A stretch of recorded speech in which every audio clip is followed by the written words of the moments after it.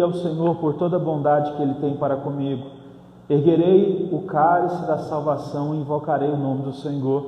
Cumprirei para com o Senhor os meus votos na presença de todo o seu povo. Preciosa aos olhos do Senhor é a morte dos fiéis. Senhor, sou teu servo, sim, sou teu servo, filho da tua serva. Livraste-me das minhas correntes.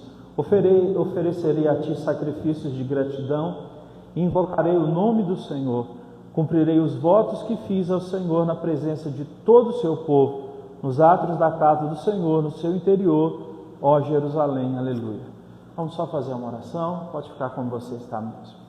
Senhor, o meu pedido é que o Senhor fale conosco nesse dia, que a graça do Senhor seja derramada nos nossos corações, e mais uma vez nós possamos ouvir, ó Deus, a Tua voz, que a Sua palavra seja como uma flecha acertando o nosso coração, e mais uma vez o Senhor possa nos despertar, porque quantas vezes o nosso coração, ó Deus, é consumido pela aflição, ansiedade, preocupação e medo, mas grande é o Senhor e nós sabemos, ó Deus, que a Tua palavra nos inspira para que nós possamos vencer todas, ó Deus, as situações difíceis que vêm contra nós. E é o meu pedido nesse dia de hoje. A Tua palavra diz que o Senhor não nos deu espírito de medo, mas espírito de amor, de equilíbrio e também de ousadia. A Sua palavra diz que o medo supõe castigo, mas que o Teu amor, Ele é para todo sempre. Obrigado por estarmos aqui. Fale conosco nesse dia, no nome de Jesus. Amém. Amém? O Salmo 116 ele foi escrito por Davi, muito conhecido por todos, o rei Davi. O rei Davi ele aparece na história bíblica, não só nos Salmos. Ele escreveu a maioria dos Salmos, mas não todos. E Davi então aparece em 1 Samuel, quando ele ainda é um pastor de ovelhas e tem por volta de 17 anos de idade. Ele tinha irmãos mais velhos que faziam parte do exército de Israel, mas ele era um garoto que ele era desprezado, e o texto bíblico diz que ele tinha uma aparência formosa. Ele era um rapaz de baixa estatura e ele era formoso, então ele tinha o seu rosto com traços delicados. Para aquela época isso era muito ruim, porque os homens eles tinham os traços do rosto bem fortes e os homens eram altos. Então Davi era desconsiderado e desprezado por causa disso. Ser bonito ou ter traços mais leves ou um pouco mais femininos era ruim nesse tempo. Então era por isso que o pai dele colocava ele para cuidar das ovelhas que ficavam atrás das malhadas. Ele cuidava das ovelhas da família, enquanto os seus irmãos tinham os maiores privilégios. Até que um dia o Senhor Deus o chamou por meio do profeta e disse, o profeta achou que um dos irmãos de Davi iriam ser o próximo rei de Israel, mas o Senhor disse assim para o profeta, o Senhor, eu não sou como os homens olham a aparência, mas eu olho o coração. Isso é uma marca, é um dos textos bíblicos mais famosos, está em 1 Samuel, capítulo 16, no versículo de número 7 e 8. O Senhor olha o coração. Davi, então, enquanto ele estava cuidando de ovelhas, ele fez muitos salmos, e o salmo mais conhecido é o Salmo 23, onde ele diz que o Senhor é o pastor dele. Então veja bem, ele está cuidando de ovelhas, e ele usa então o que ele está vivendo ali para fazer uma analogia entre o relacionamento dele com Deus. Ele é o que? Uma ovelha e Deus é o pastor dele. Assim como ele é o pastor daquelas pequenas ovelhas que ele cuida. Então esse é o Davi que escreve o Salmo 116. Mas aqui em outra época da sua vida. Aqui ele já não é mais o garoto, ele já não tem mais 17 anos, ele já não está cuidando mais de ovelhas. Ele é um homem que está sendo perseguido, porque o rei de Israel chamado Saul queria o matar. E ele por muitas vezes passou por situações delicadas, a ponto de chegar à beira da morte, mas o Senhor livrou ele, porque Deus tinha promessas na vida deste homem. E a gente pode contar com isso. Quando Deus tem promessas na nossa vida, nós podemos confiar que o Senhor não vai deixar com que nenhum mal destrua a nossa vida antes do tempo. Deus é quem dá, certo, o começo e também o final. Em Apocalipse diz que o Senhor é o alfa e o ômega. O alfa é a primeira letra do alfabeto grego, o ômega é a última. Deus, ele é o princípio e o fim. Ele começa e ele termina. Ele é o que começa a frase, é o que põe uma vírgula e o que põe o ponto final. Nós podemos confiar nesse Deus soberano que nós cremos. Então, o Salmo 116, Davi, ele está depressivo. E eu quero te dizer uma coisa. Hoje em dia nós vivemos num mundo onde as pessoas elas estão buscando, e isso é bom, saúde emocional e saúde física. A todo custo nós estamos sempre buscando, saúde física por meio dos exercícios, das suplementações, da forma que existe hoje em dia por meio da tecnologia. E hoje em dia também estamos buscando saúde emocional de todas as formas possíveis, até por isso a gente encontra a popularização muito grande dos coaches, de autoajuda e por aí vai. O que eu quero dizer é o seguinte: muitas pessoas elas têm vergonha quando elas passam por problemas como esse que Davi estava passando. Ele estava melancólico, ele estava depressivo. Nós lemos aqui nesse Salmo 116, onde ele praticamente está dizendo: Senhor, eu não quero mais viver, eu estou angustiado. E ele chega a pedir ao Senhor: Senhor, traz sossego à minha alma, porque eu não aguento mais isso. Olha o que ele diz no verso 3: as cordas da morte me enredaram, as angústias do Sheol. A palavra Sheol traduzida para o português é inferno. Então as angústias do inferno, elas vieram sobre mim, aflição, tristeza me dominaram, mas eu invoquei o nome do Senhor. Ele realmente está passando por momentos muito difíceis. Eu quero te dizer uma coisa: quando nós passamos por momentos muito difíceis, nós não precisamos ter vergonha disso. Eu digo isso porque nós que somos cristãos, nós nos cobramos ter uma vida que é 100%, no sentido saúde física, emocional, espiritual, familiar, e nós então praticamente temos a obrigação disso tudo. E quando alguém nos encontra e diz: mas você não é cristão, como as coisas não dão certo para você, na sua vida profissional, na sua vida financeira, nós somos pressionados a ter a nossa vida toda certa. Mas Jesus, ele disse o seguinte: ele disse que no mundo nós teríamos aflições, e ele disse que nós venceríamos essas aflições. Nós precisamos então clamar a Deus quando essas aflições elas vêm. E sabe o que tem nesse texto aqui de tão forte? É que Jesus, na última ceia, quando ele chamou os discípulos para cearem, e inclusive ele disse: um de vocês vai me trair, e Jesus disse: pode ir, faça o que tem que fazer logo. Judas saiu, Judas comia do pão que estava na mesa, no prato de Jesus, e Jesus disse: aquele que come no meu prato vai me trair. Judas saiu, e o Senhor Jesus então ele participou da última ceia. E ali depois daquela última ceia que está em Mateus, os textos nos indicam que enquanto eles estavam subindo para o Getsêmani, que foi o lugar que Jesus fez aquela oração: Pai, se for possível, afasta de mim esse cálice. Enquanto eles estavam nessa direção, eles cantavam salmos. Era uma prática dos judeus. E o Salmo 116, então, era um dos 3 salmos que Jesus, juntamente com os 11 discípulos, Judas não estava lá, eles subiram então cantando, por Getsêmani. Então o Senhor Jesus, ele passou por angústias muito fortes. O texto diz que Jesus, quando ele orava, ele chegou a suar sangue. Isso é um fenômeno na medicina muito raro, sabia? Porque uma pessoa, para ela chegar a suar sangue, ela tem que estar num estado de estresse tão grande, mas tão grande, que ela tem que ter passado por 2 momentos sem ter morrido antes. Ela passa primeiro ou por um ataque cardíaco, ou ela passa por algum tipo de derrame cerebral. Se isso não acontecer, essa pessoa então, ela tem esse fenômeno que é muito raro, que é o de suar sangue. Intensamente então na dor, intensamente na angústia, o Senhor Jesus, ele suou sangue.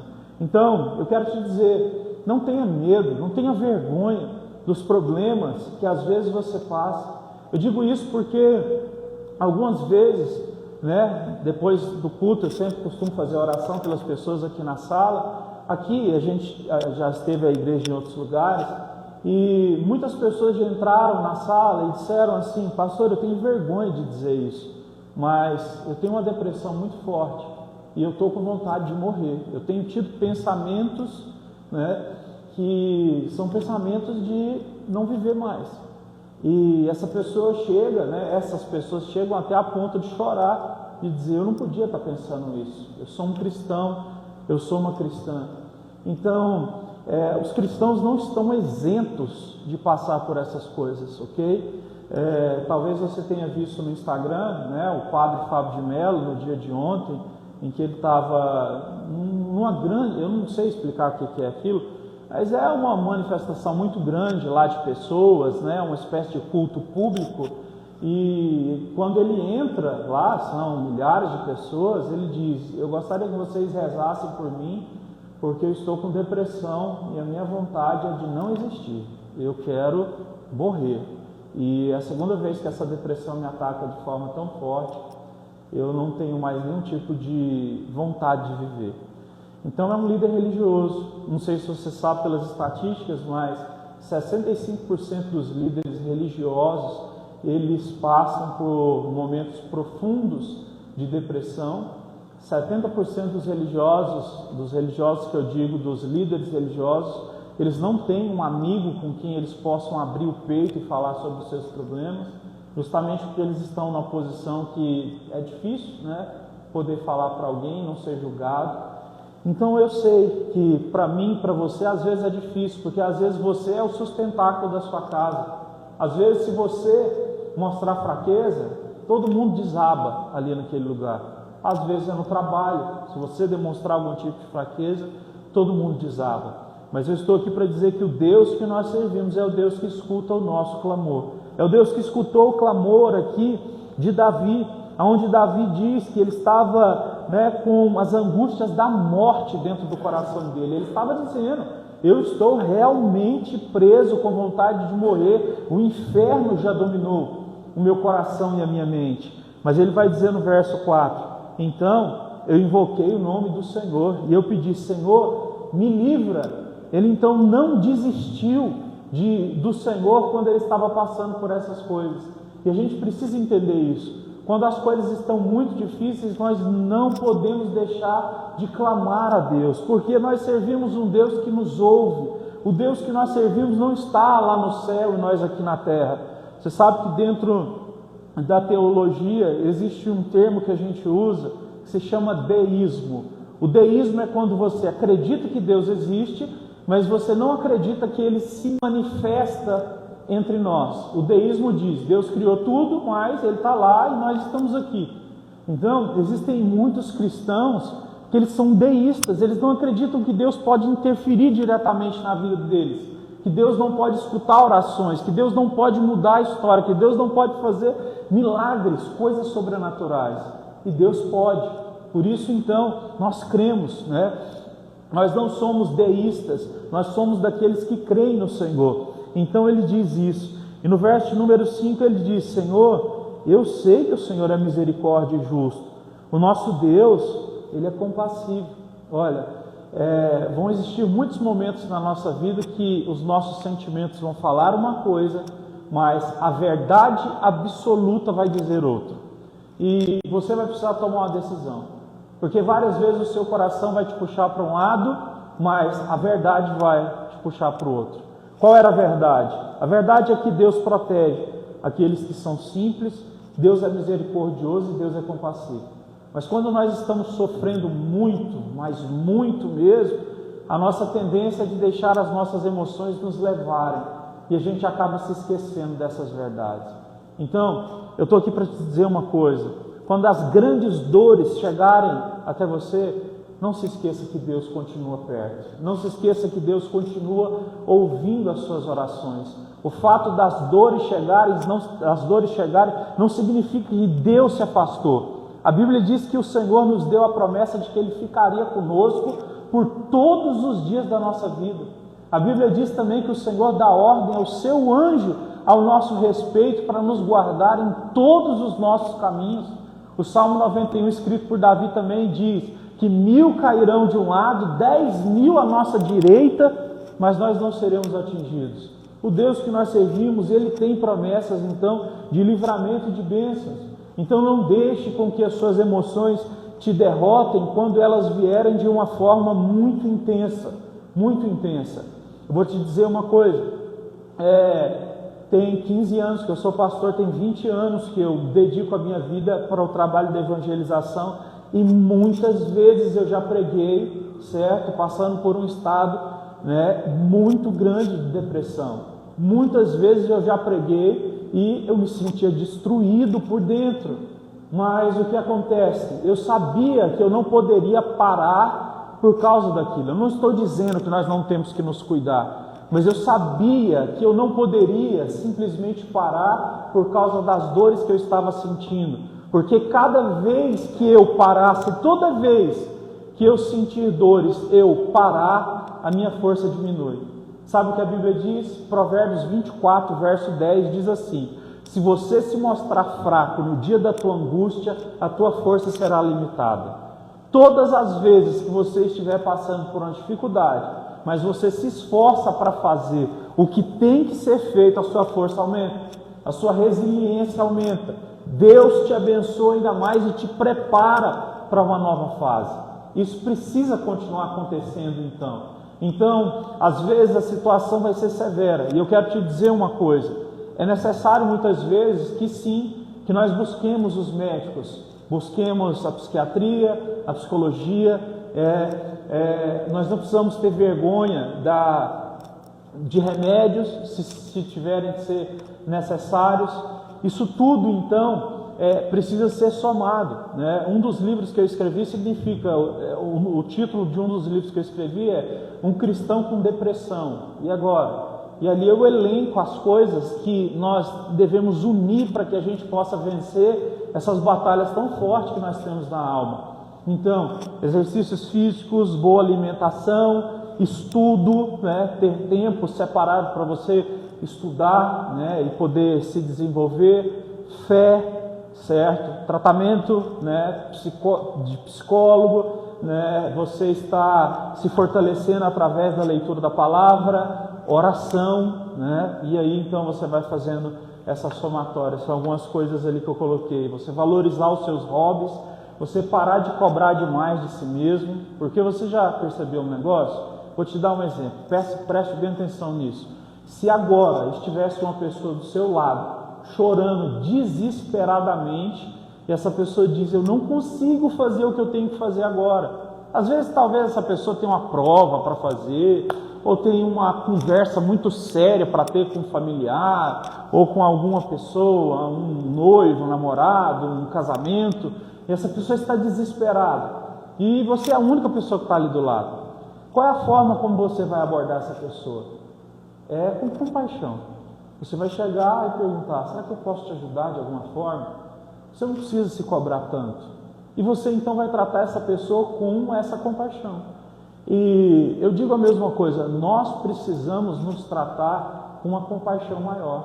Às vezes a gente se cobra tanto, a gente nos leva num limite de estresse tão grande que a gente não respeita os nossos limites. Nós precisamos respeitar os nossos próprios limites.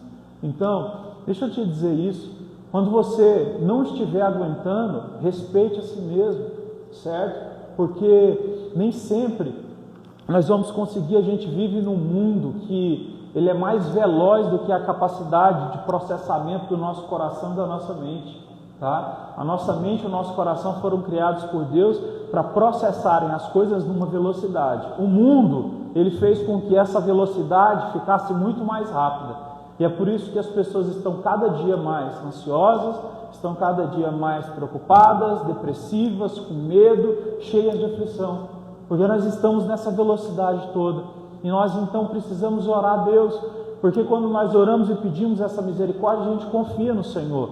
E é como a Bíblia diz: durante o dia você levanta e cumpre o seu papel, mas durante a noite você pode dormir, que Deus continua fazendo por você, entende? Aonde a sua mão não pode ir, a de Deus vai. Quando os seus olhos já não podem mais olhar e você não pode mais cuidar de tudo, Deus está cuidando por você, porque a sua vida está nas mãos dele. Olha o que o salmista diz no verso 7: retorne ao descanso, ó minha alma, porque o Senhor tem sido bom para contigo. Em outras palavras, em outras pequenas traduções diferentes, É como se o salmista estivesse batendo no próprio peito e dizendo: ó minha alma, volte ao teu descanso. Deus tem sido bom para contigo. Ó minha alma, descanse no Senhor, porque Ele tem sido bom. E é uma coisa que a gente tem que fazer. Essa é uma oração para você levar para a sua vida inteira. Quando o seu coração te acusar, quando o seu coração estiver preenchido de ansiedades e de dores, certo? A sua oração é: ó minha alma, volte ao teu descanso. O Senhor tem sido bom e Ele tem cuidado de ti. Então, descanse no Senhor. Para a gente ir para a reta final. Verso 8. E o salmista diz, Davi: pois tu me livraste da morte, livraste os meus olhos das lágrimas e os meus pés do tropeço, para que eu pudesse andar diante do Senhor na terra dos viventes. Eu estava estudando essa palavra hoje, eu chorava lendo esse texto, né? Por todas as coisas que eu já vivi, eu chorava porque esse texto ele faz parte da minha vida também. O que ele ora aqui, sabe, faz parte de muitas orações que eu já fiz na minha vida. Então ele ora dizendo: Senhor, eu sei que cada lágrima que caiu dos meus olhos, o Senhor recolhe elas. O Senhor não deixa os meus pés tropeçarem. Apesar de eu viver momentos difíceis, e quando a gente está com o coração muito cheio de coisas, a gente não consegue pensar da forma correta. A gente perde sabedoria. Então, quando nós estamos cheios de coisas na alma, a gente pensa que tudo está desabando, mas não. Você então se acalma, o Senhor Deus coloca no seu coração a paz, e você começa a perceber que todo aquele turbilhão que parecia que estava desmoronando a sua vida, não era tudo isso, né? Então, você pode perceber isso claramente, quando o seu coração entra em estágios de profunda aflição, preocupação, ansiedade, parece que tudo vai de mal a pior. Mas quando a paz volta, você percebe, as coisas não são do jeito que eu estava pensando. E isso é uma coisa muito clara. E a Bíblia diz, sabe o quê? Que Deus nos dá uma promessa, que é colocar no nosso coração uma paz que excede todo entendimento. Verso 12, olha o que ele diz. Depois dele ter orado ao Senhor e entender que o Senhor Deus é Deus mesmo nos momentos de aflição, ele diz: Senhor, como que eu posso retribuir toda a sua bondade para comigo? Olha a oração desse homem, né? É uma oração que precisa estar nas nossas vidas, porque às vezes a gente entra na presença de Deus só para pedir, mas ele entra na presença de Deus e ele diz o que? Senhor, como eu posso retribuir tudo que o Senhor tem feito por mim? A verdade é, não existe nada que possa ser proporcional nessa retribuição. Mas a palavra de Deus, por exemplo, ela vai dizer que quando nós cuidamos dos pobres, dos órfãos e das viúvas, nós estamos fazendo a vontade de Deus. A Bíblia diz que quando nós falamos de Jesus para outras pessoas, nós estamos fazendo a vontade de Deus. Então, participar da obra de Deus é, de alguma forma, retribuir, né, o que o Senhor tem feito. Não é uma retribuição, né, mas a gente pode entender dessa forma. Olha o que os versos finais dizem: erguerei o cálice da salvação e invocarei o nome do Senhor. Cumprirei para com o Senhor os meus votos na presença do povo. Ele era um homem, então, que ele fez votos diante de Deus, né? Em agradecimento, ele fazia votos diante do Senhor. Ele entrava na presença de Deus e, dessa forma, então, ele colocava coisas que ele queria. Verso número 15. Preciosa aos olhos do Senhor é a morte dos seus fiéis. Aqui o salmista está dizendo que quando chega a reta final da vida de uma pessoa justa, isso é algo precioso. Porque a morte, para quem crê no Senhor, e quando ela vem no seu tempo, ela não é algo ruim, pelo contrário, ela é algo que é benéfico, porque a gente sabe que a vida não acaba quando os nossos olhos terrenos se fecham. Na verdade, esses olhos se fecham aqui e eles se abrem na eternidade, no céu, com o Senhor. Verso de número 17: oferecerei a ti sacrifício de gratidão e invocarei o nome do Senhor. Eu cumprirei os votos que fiz ao Senhor na presença de todo o seu povo, nos átrios da casa do Senhor, no seu interior, ó Jerusalém, aleluia. Ele estava falando que ele procuraria habitar sempre na casa do Senhor, porque a casa do Senhor, no caso ali o templo deles, o templo, a sinagoga dos judeus, era um lugar em que eles ouviam a palavra, que eles oravam juntos. Eu preciso dizer isso, a gente vive uma era de cristianismo sem igreja, porque eu sei, existem muitas coisas ruins, muitos escândalos e coisas nesse sentido, mas a igreja serve justamente para que nós possamos ser uma brasa dentro de um braseiro, porque quando nós nos reunimos e nós cantamos juntos, ouvimos a palavra, oramos juntos, nós recebemos um fortalecimento que não se recebe sozinho, certo? Então o meu conselho para você é: não deixe de frequentar uma igreja. Se você vai num lugar que você sabe que está tudo errado, sai de lá e procura outro lugar, certo? E que esse lugar seja de edificação para a sua fé, da sua família. Isso é muito importante, tá? Então, eu quero te dizer uma coisa: por mais que existam tantas coisas ruins que a gente vê na internet, na televisão, eu vou te dizer uma coisa: tem muita gente boa fazendo trabalho honesto, trabalho sincero. Ontem a gente foi num projeto, não vou me alongar não para não te cansar, a gente foi num projeto que se chama Pão da Vida, para lá do Caravelo, para lá do Itaipu, lá em Aparecida. E esse projeto ele é liderado por um pastor, e esse pastor já deve ter uns 50 anos de idade, e ele tem muita condição financeira porque ele é herdeiro, né? Ele é herdeiro, os pais morreram e tudo mais. E esse pastor faz um trabalho social assim maravilhoso, porque conforme até o testemunho aqui do irmão Everton que vai lá, ele já vendeu vários imóveis próprios dele para abrir centros, casas para receber essas pessoas, sejam centros de recuperação para pessoas viciadas, sejam centros para receber crianças, igreja que está lá. Então assim, existem muitos trabalhos que são louváveis, e eu quero então te incentivar agora a não olhar só para os lados ruins, porque infelizmente às vezes os bons acabam pagando pelos maus, sabe? E a gente não pode deixar isso acontecer, porque existem muitos lugares bons. Então, eu já vou aproveitar isso para te dar outra deixa. Se de alguma forma você tem no seu coração um sonho, por exemplo, de um dia se casar, eu sei que na sua mente só tem o lado errado. Ninguém presta, todo mundo só olha para a questão de troca, tudo é barganha, não existe ninguém que é bom, todo mundo só quer saber de farra. Isso não é verdade, tá? Existem boas pessoas, então a verdade é que as boas pessoas elas pagam pelas más. Por exemplo, existem mais más pessoas do que boas? Talvez, eu não sei. Não dá para a gente de forma empírica calcular isso.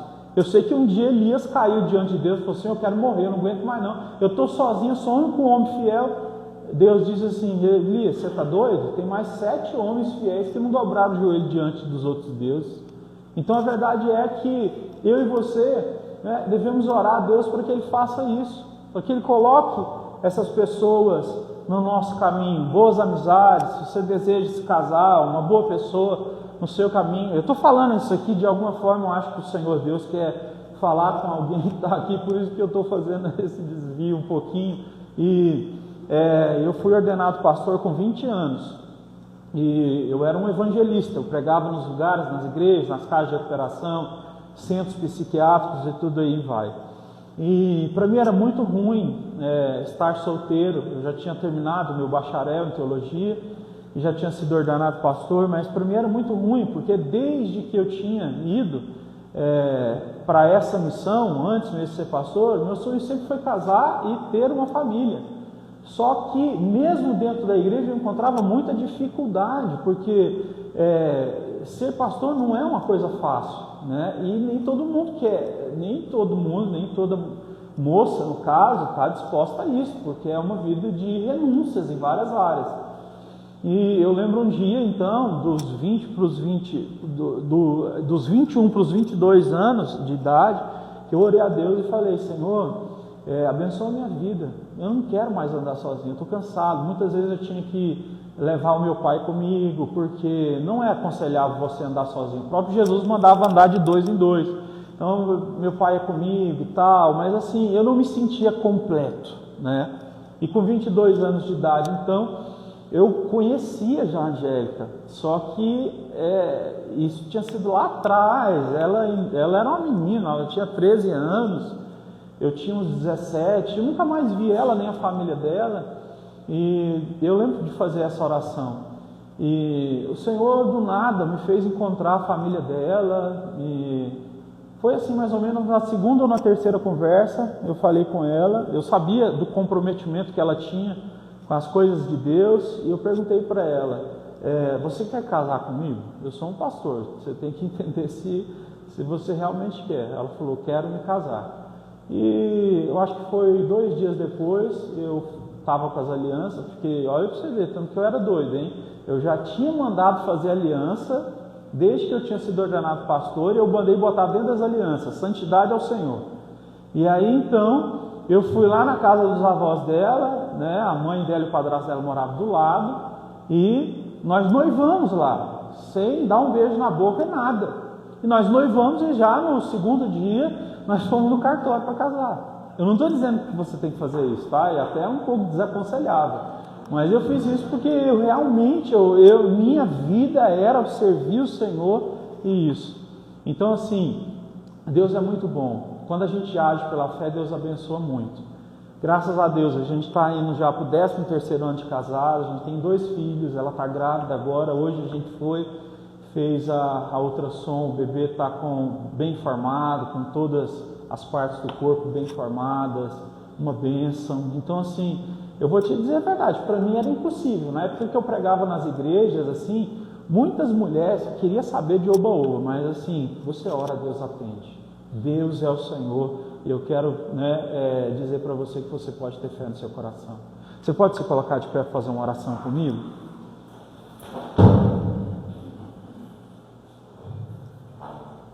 Vamos fazer uma oração e depois vamos cantar um hino para a glória de Deus. Senhor Jesus querido e Pai Celestial, obrigado por esse dia. Eu sei que o Espírito Santo, ó Deus, ele aumenta a nossa fé diante da palavra, porque está escrito que a fé vem pelo ouvir e ouvir a palavra do Senhor. Então eu te peço, ó Deus, que nessa noite o Senhor possa mais uma vez visitar os nossos corações, aonde havia fraqueza, que a força do Senhor vem, porque está escrito que a alegria do Senhor é a nossa força. A sua palavra diz, diga ao fraco, tu és forte. A tua palavra diz, a minha graça te basta, porque eu te faço forte no meio da tua fraqueza. A tua palavra diz, não tenha medo, é o que diz o Senhor, porque eu estou contigo aonde quer que tu andares. Eu te tomo pela tua mão direita, e ainda que tu passes pelas águas, elas não vão te afogar. Se passarem pelo fogo, ele não vai te queimar, porque eu estou contigo. Você é precioso à minha vista, é a palavra do Senhor. O Senhor diz, tu és como a pupila dos meus olhos, algo muito delicado, algo muito precioso. Deus nos tem na palma da sua mão, como está escrito, o nosso nome está cravado na mão do Senhor. Ele nos cuida de perto e não de longe. Ele está conosco, Ele sabe os nossos desafios, Ele nos dá força na hora certa. E o que Ele está dizendo nessa noite é, levanta e continua, levanta a cabeça, olha para cima dos mais altos céus e saiba que lá está o Senhor. Confie no Senhor, que você será como os montes de Sião, que não se abalam, mas prevalecem firmes para todo sempre. O Senhor nos garante, Ele é o mesmo ontem, hoje, sempre. O Espírito Santo está conosco, o Espírito Santo está no meio da igreja, o Espírito Santo vem sobre nós quando nós oramos, quando nós cantamos. Senhor, eu te peço, faz um milagre na vida de cada um que está aqui, na vida da família de cada um que está aqui. O Senhor conhece a área que precisa ser tocada, e eu te peço, toca, Senhor. Faz o que nós não podemos fazer, um milagre, o sobrenatural, que vem do céu e desce na terra. Toca no Senhor, Fala mais uma vez com a igreja, que a igreja seja avivada, que a igreja seja, Senhor Deus, novamente construída. Aceita o louvor da tua igreja nessa hora. Vamos cantar ao Senhor, em nome de Jesus. Quero beber da tua fonte, vou mergulhar nos teus rios, vou mergulhar no teu rio. Eu quero beber de tuas águas, eu quero beber da tua fonte, vou mergulhar no teu rio, vou mergulhar no teu rio. Eu procurei em outro lugar, em outras pessoas, em outras coisas.